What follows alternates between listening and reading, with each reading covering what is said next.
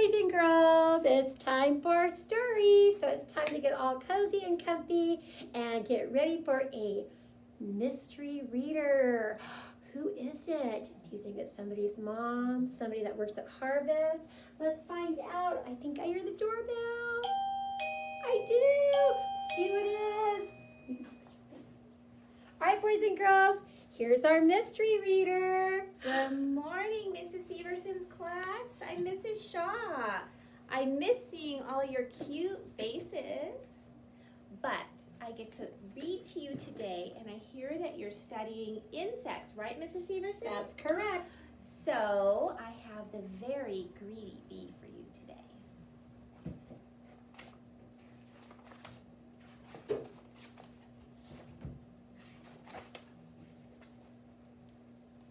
In a busy, buzzing beehive lived a very greedy bee.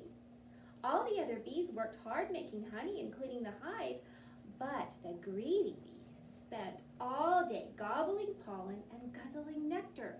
Slurp, slurp, burp. The greedy bee wouldn't share his nectar with anyone. He wouldn't even let a tired ladybug sit on his flower. Find your own flower, he shouted. This one is mine. And when, one day, the greedy bee found a meadow full of the biggest, juiciest flowers he had ever seen, he decided not to tell anyone. Yummy, he buzzed, lots and lots of flowers, and they're all for me.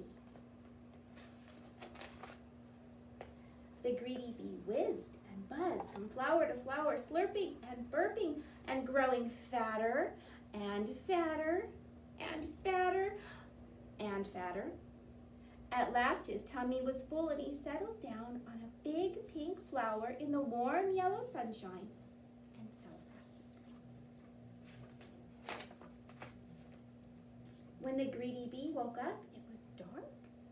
He tried to fly, but his tummy was so rolly and poly that biff bang thump, he went down instead of up and crashed biff bang thump to the ground.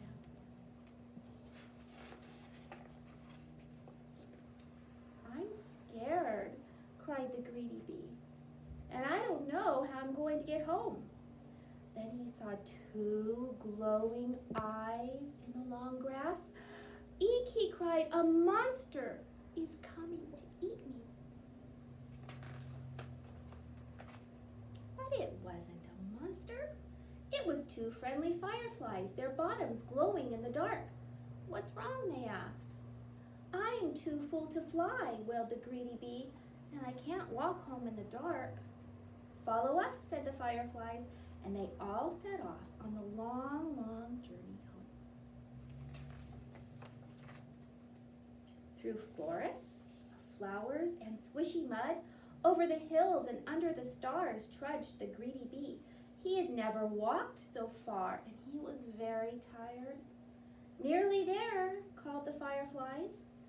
Then they heard a whoosh of a rushing stream. I'm almost home, cried the greedy bee excitedly. It's the stream. And it was. But his hive was on the other side of the stream.